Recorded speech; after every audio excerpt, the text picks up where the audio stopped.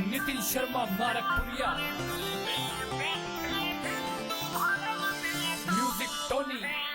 हिंदू धर्म में जन्म मिला, हमारे दिल में बैठे राम है। माथे टीका लग राम, हमारी भगवा ही पहचान है। जपे एक ही नाम अब सुबह शाम, टोका बजेगा नाम का। लेके बालाजी का नाम दुनिया में सरेआम, झंडा लहरेगा श्री राम का।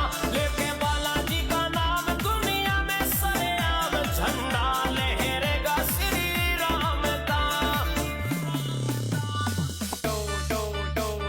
Music Tony.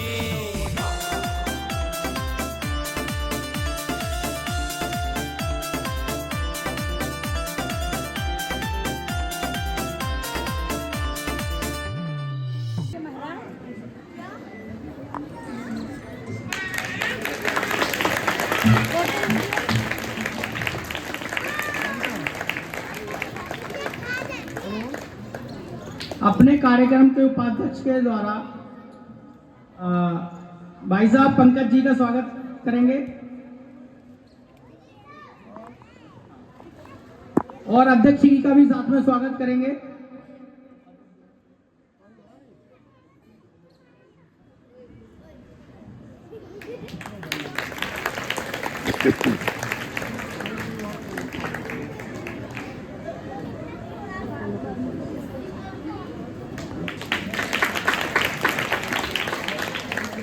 भाई साहब उमा जी का भी स्वागत करेंगे।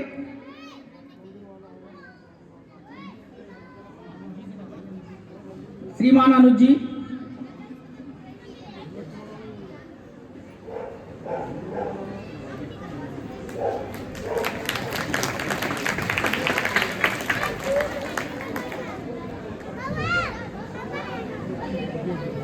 एक अपने जो पंडित जी हैं, अपने कार्यक्रम के उपाध्यक्ष हैं, उनका भी स्वागत करेंगे।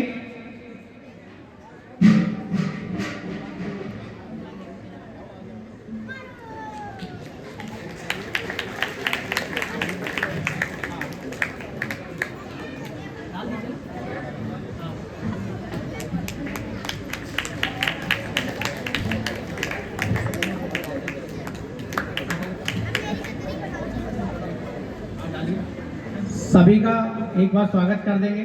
जो अपने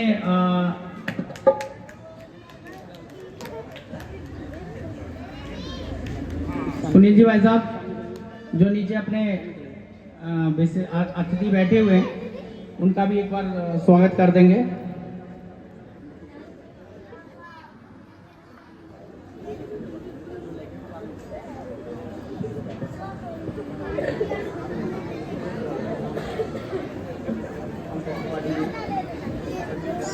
संजीव झा जी, अपने माननीय संचालक जी श्रीमान पंकज जी, श्रीमान संजय जी,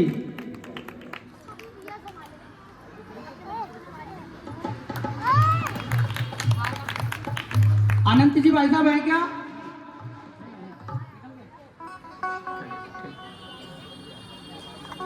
और सुनील जी भाई साहब वो सामने अपने जो संरक्षक बैठे हैं सूरबान अंकल जी, और उनका भी एक बार स्वागत करेंगे।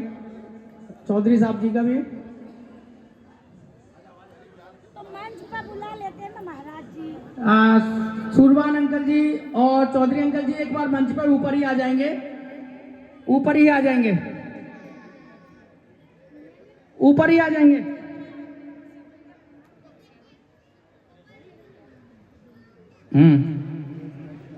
दोनों लोग ऊपर ही आ जाएंगे भाई साहब। अंकल जी ऊपर ही आ जाइए, और ये ओम प्रकाश गोस्वामी जी भी ऊपर आ जाएंगे। है नहीं क्या? है नहीं ना? नहीं निकल गए। और अग्रवाल जी का और सुनील जी, राम कुमार अग्रवाल जी, उनको भी वो स्वागत करेंगे और ऊपर बुला लेंगे एक बार मंच पे, कोई दिक्कत नहीं है। हाँ, अंकल जी ऊपर आ जाइए।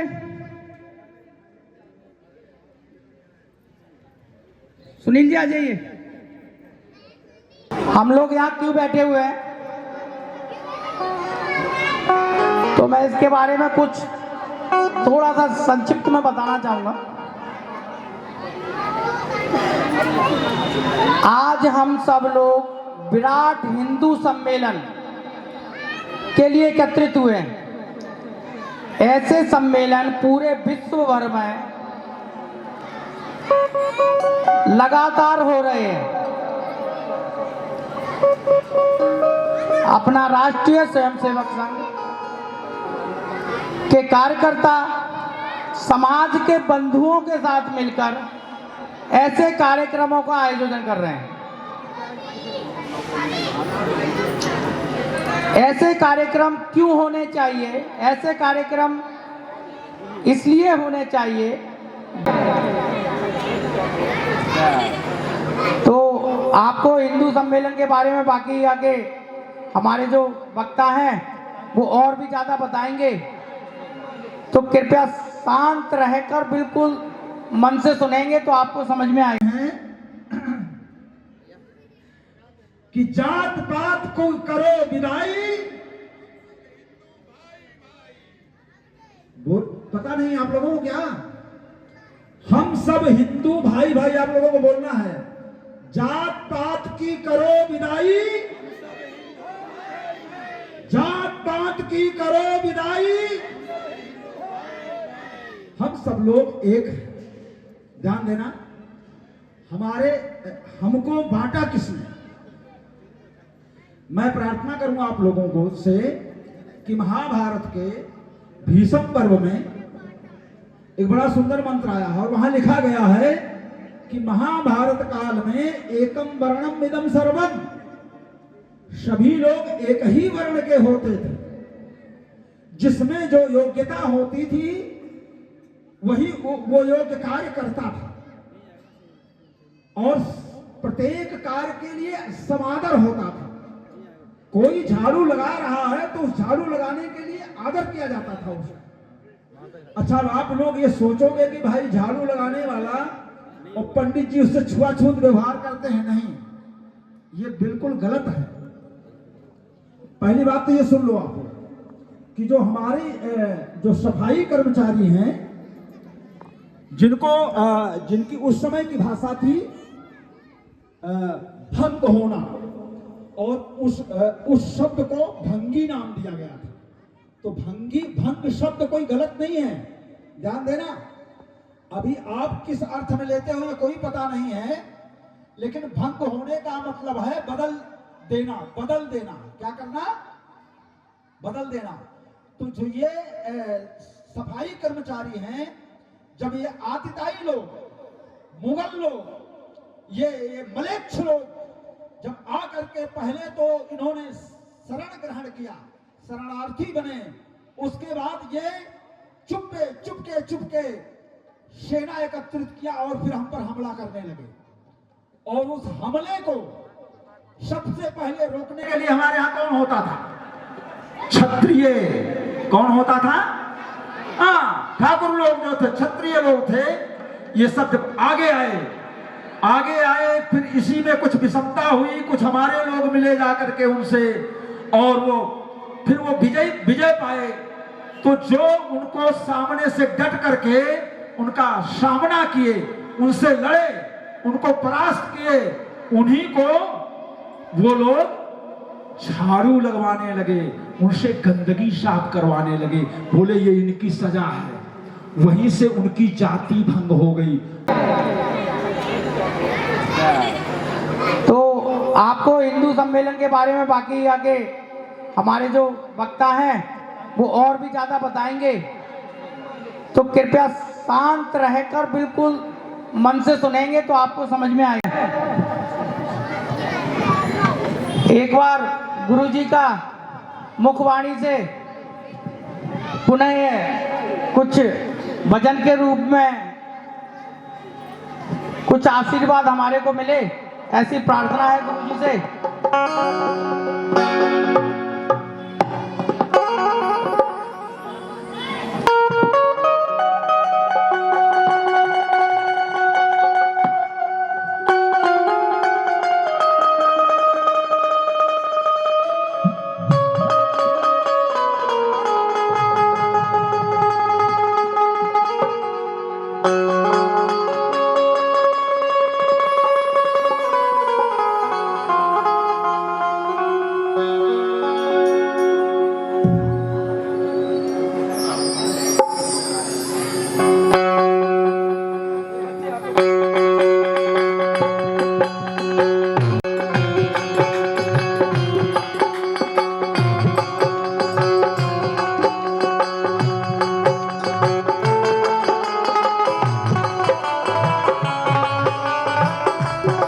जीते रहो और शुक्ल परिवार का नाम आगे बढ़ाते रहो।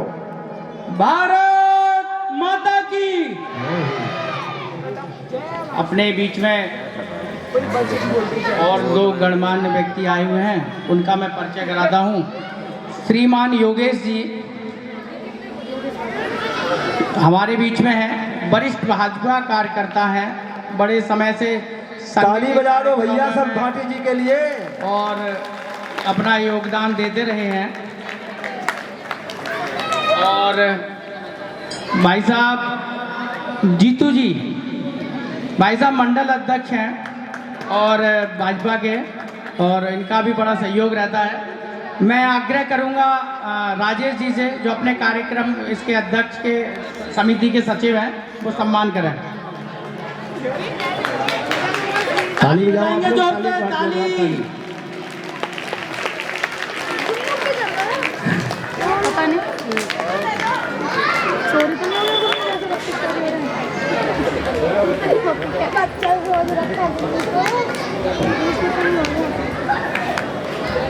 भाई साहब का भी सम्मान करेंगे। ताली बजाते रहे आप लोग, ताली बजाते रहे। तालियां नहीं रुकनी चाहिए, चाहे गीत हो चाहे कुछ भी हो। चलिए कार्यक्रम को आगे बढ़ाते हैं।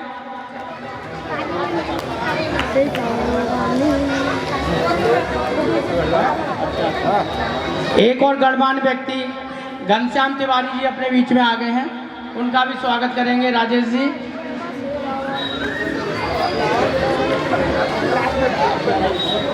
भैया इनके लिए 3 बार ताली बजाओ आप लोग। हरी बोल। एक बार और बजाइए, तीसरी बार और बजाइए। कार्यक्रम को आगे बढ़ाते हैं।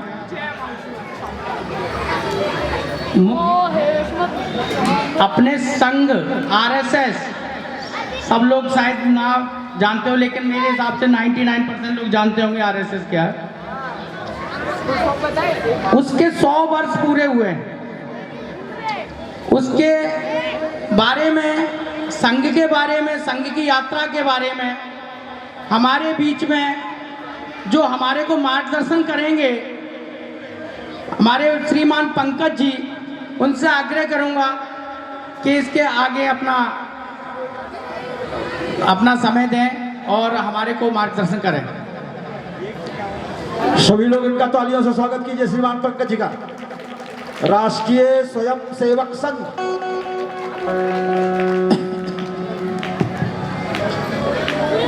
भारत माता की जय। भारत माता की जय। भारत माता की माँ भारती के चरणों में वंदन। उपस्थित पूजनीय संत श्री अयोध्या धाम जी के चरणों में वंदन। कार्यक्रम के अध्यक्ष श्री जेपी शुक्ला जी, श्री उमाशंकर जी, समिति के सभी सज्जन, उपस्थित सभी मेरे ज्येष्ठ श्रेष्ठ माता भगिनी एवं बाल स्वयंसेवक, अन्य स्वयंसेवक, बहुत अच्छा वातावरण मेरे बोलने से पहले पूजनीय गुरु जी ने और कुछ बच्चों ने यहाँ पर बना दिया है, उनका मैं धन्यवाद करूँगा। संघ को 100 वर्ष हो गए हैं, ऐसा अभी भाई साहब ने बताया। उसके बारे में संक्षिप्त मैं बताऊं, उससे पहले 2 बात मैं कहना चाहता हूं।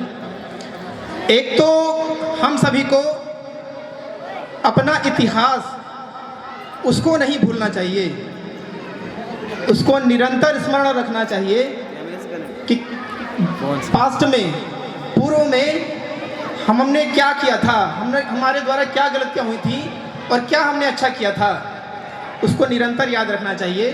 क्योंकि जो अपने इतिहास को भूल जाता है, कहते हैं कि वो इतिहास बन जाता है, वो इतिहास के पन्नों में दर्ज हो जाता है, तो उसको हमेशा ध्यान में रखना चाहिए। हमने शक्ति की आराधना करना छोड़ दिया था। अपने एक वैज्ञानिक हुए डॉक्टर एपीजे अब्दुल कलाम जी, वो कहते थे कि 1000 वर्ष पूर्व हिंदुस्तान के जो लोग थे उन्होंने शक्ति की आराधना करना छोड़ दिया। उसका परिणाम रहा कि अपना देश वो गुलाम हुआ। तो 1000 पूर्व कौन थे? तो सिर्फ हिंदू थे।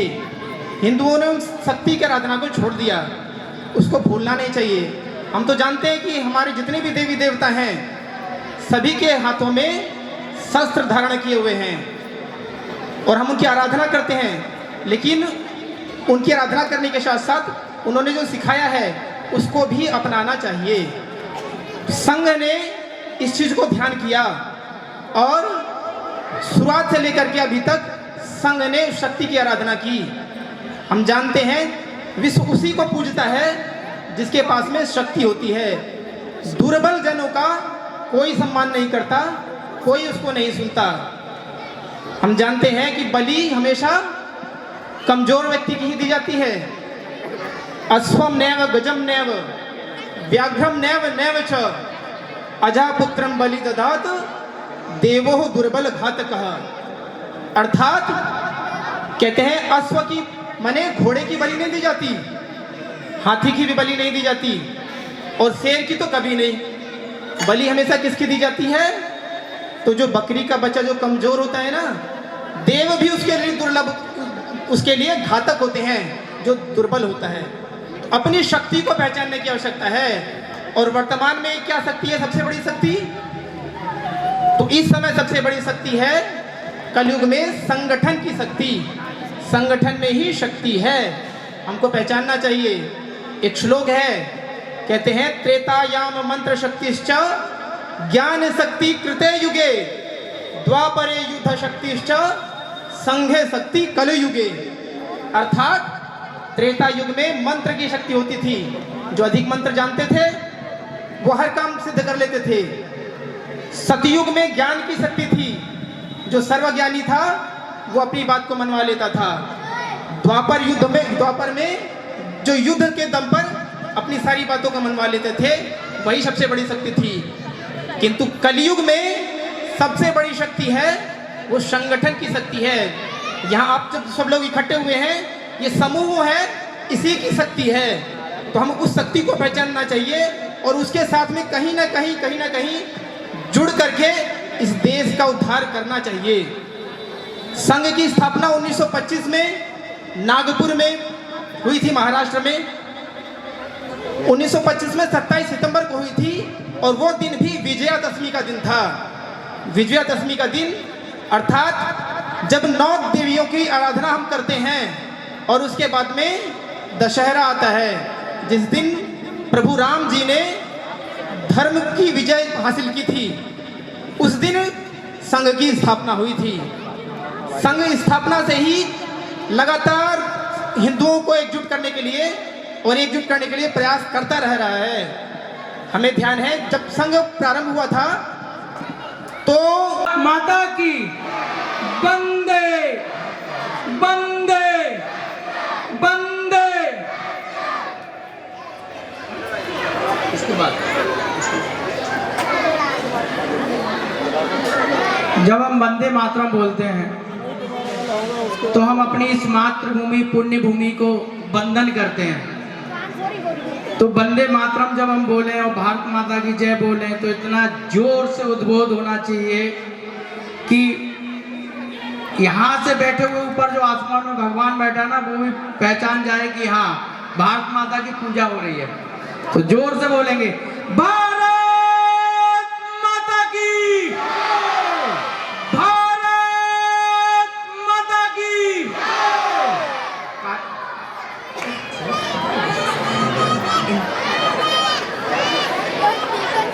कार्यक्रम को आगे बढ़ाएंगे। अभी हमने कार्यक्रम जो नृत्य कार्यक्रम हुआ उससे पहले हमने पंकज जी को सुना। संघ किस दिशा में आगे बढ़ रहा है?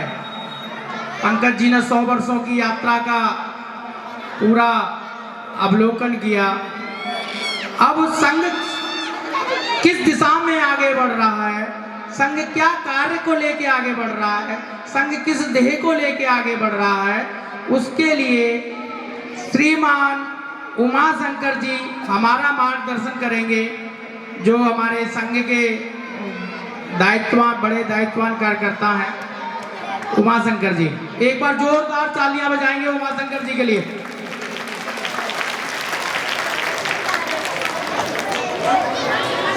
भारत माता की जय।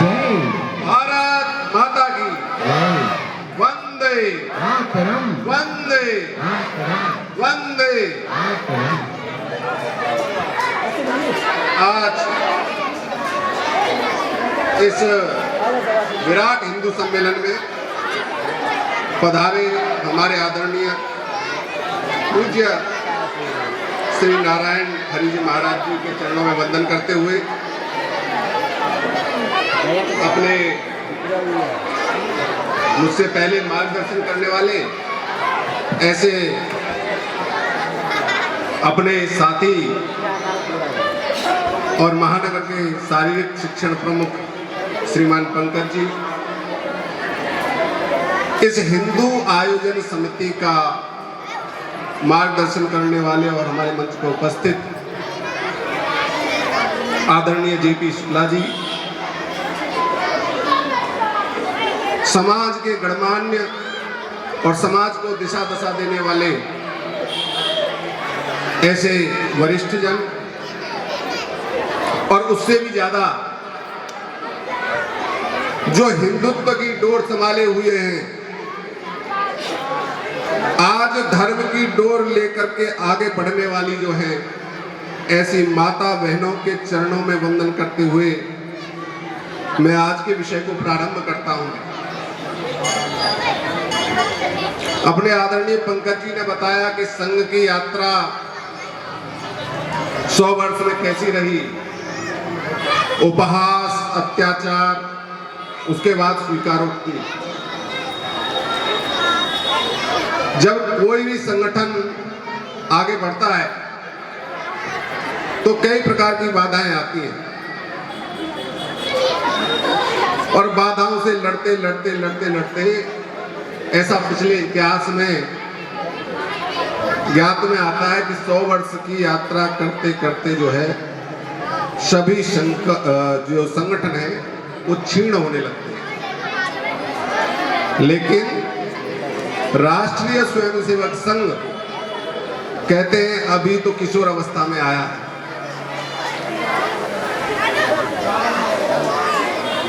बड़े बड़े संगठन जब अपना 10 वर्ष 25 वर्ष जयंती और इस प्रकार के कार्यक्रम मनाते हैं और क्षेत्र में बड़े बड़े समारोह करके कार्यक्रम करते हैं कि हमारा इतना समय पूर्ण हुआ,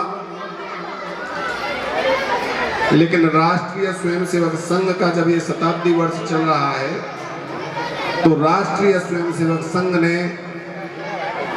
कोई बड़े समारोह, कोई ढोल बाजे, कोई बड़े एकत्रीकरण करने का निर्णय नहीं लिया।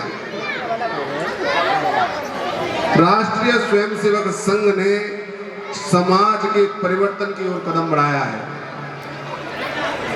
और उस परिवर्तन को करने के लिए बहुत बड़े कार्य करने की आवश्यकता नहीं है। बहुत छोटे छोटे से काम करने का संकल्प इस समाज के बंधुओं को, परिवार के बंधुओं को, माताओं को, बहनों को, इस भारतवर्ष में निवास करने वाले लोगों को करने हैं। तो ऐसे पंच परिवर्तन का संकल्प राष्ट्रीय स्वयंसेवक संघ ने समाज के बीच में जाकर के करने का एक निर्णय लिया है। तो ऐसे 5 परिवर्तन कौन से होंगे? पहला, सामाजिक समरसता। दूसरा, कुटुंब प्रबोधन। तीसरा, पर्यावरण। चौथा, नागरिक कर्तव्य और स्व के भाव का जागरण। पांचवा, सामाजिक समरसता का विषय गंभीर विषय है। भगवान श्री राम जब वन को गए तो जिस राजकुमार का राज्याभिषेक होने वाला था, जो अगले दिन राजा बनने वाला था, तो किन्हीं कारणों से अगले दिन पिता की आज्ञा हुई कि वनों को जाना होगा 14 वर्षों के लिए। तो 14 वर्ष के वन के लिए जो राजा बनने वाले थे राम, वो वनों को जाने में थोड़ा सा भी संकोच नहीं किया। और जो राज परिवार और सैनिक और मंत्रियों से घिरने वाले थे और उनकी आज्ञा में सब खड़े रहने वाले थे, वे राजसी वस्त्र त्याग करके समाज के सारे उन राजसी चीजों को छोड़ करके वो वनों को गमन उन्होंने किया। और वन में जाकर के उन्होंने क्या किया?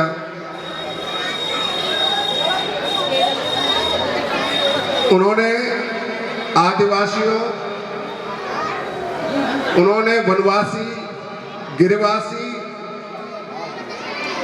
बंदरों, भालुओं, यानी किसी को भी नहीं छोड़ा। सीता माता का हरण हुआ तो उन सब की सेना बना करके उन्होंने लंका पे चढ़ाई की। क्या वो राजकुमार जो चक्रवर्ती राजा दशरथ के पुत्र थे, जब सीता का हरण हुआ तो क्या वो अपनी सेना बुला नहीं सकते थे? क्या रावण का उस सेना के साथ संहार नहीं कर सकते थे क्या एक दिन में? लेकिन इसीलिए वो मर्यादा पुरुषोत्तम है, इसीलिए वो राम है। उन्होंने निर्णय किया कि जो दबे, कुचले, दलित, पिछड़े और आदिवासी, गिरवासी, वनवासी जो भी लोग होंगे, उनके साथ प्रेम से उन्हीं की सेना बनाएंगे और सबका समान साथ में लेकर के, और फिर रावण जैसे अहंकार का मर्दन करेंगे। सामाजिक समरसता के लिए भगवान राम से ज्यादा और कोई उदाहरण हो नहीं सकता। इसके अलावा राष्ट्रीय स्वयंसेवक संघ की जिन्होंने स्थापना की, पंकज जी ने चर्चा करी, परम पूज्य डॉक्टर हेडगेवार जी ने, तो उन्होंने उनसे प्रेरणा लेकर के, अपनी संस्कृति और इतिहास से प्रेरणा लेकर के उन्होंने शाखा पर एक खेल करा। वो खेल चलता था उस समय में, चरण छू, उसको हम अपनी शाखा पे बोलते हैं। तो शाखा पर क्या, शाखा में सब समाज के लोग आते हैं और उनसे कोई जाति, कोई अगड़ा पिछड़ा कोई पूछता नहीं, समान भाव से आते हैं। वो शाखा पर खेलते हैं, शाखा में अलग अलग अन्य अन्य प्रकार के शारीरिक कार्यक्रम करते हैं, व्यायाम करते हैं और कोई किसी से पूछता नहीं। आज के विषय में तो ये बात बड़ी आसान लग सकती है, लेकिन आप सोचो 1925 में संघ की स्थापना हुई और 1925 यानी 100 वर्ष पहले ऐसा अगर पूज्य डॉक्टर हेडगेवार ने कहा होगा कि हर एक व्यक्ति को दूसरे के चरण छूने, तो आप अपने मन में अंदाजा लगाइए अपनी पिछली पीढ़ियों को देख करके कि क्या सब सबके पैर छू सकते होंगे क्या? लेकिन राष्ट्रीय स्वयंसेवक संघ के उस महामानव ने वो बीज शाखा के रूप में बोया और उस शाखा पे जाकर के, उस मैदान में जाकर के हर व्यक्ति एक दूसरे के चरण छू रहा और वो आगे बढ़ करके इतना विशाल वृक्ष बना। आज के एक कार्यक्रम जैसे ये चल रहा है, ऐसे कार्यक्रम देश भर में प्रत्येक मोहल्ले में हो रहे हैं। अपने इस नगर में, कोड़ा नगर में, विभिन्न जगहों पर आज ही कार्यक्रम है।